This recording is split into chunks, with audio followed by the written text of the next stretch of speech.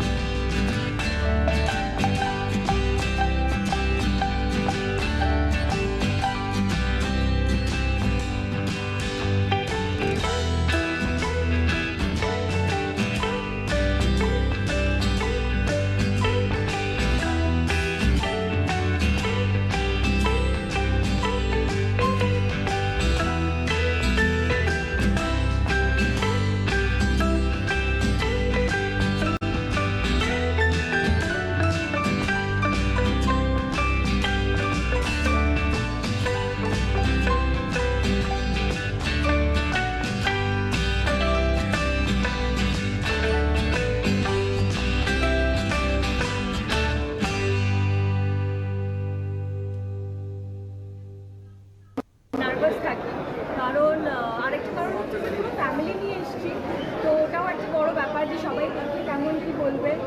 So excited. হ্যাঁ হ্যাঁ, মা বাবা সব থেকে বড় ক্রিটিক।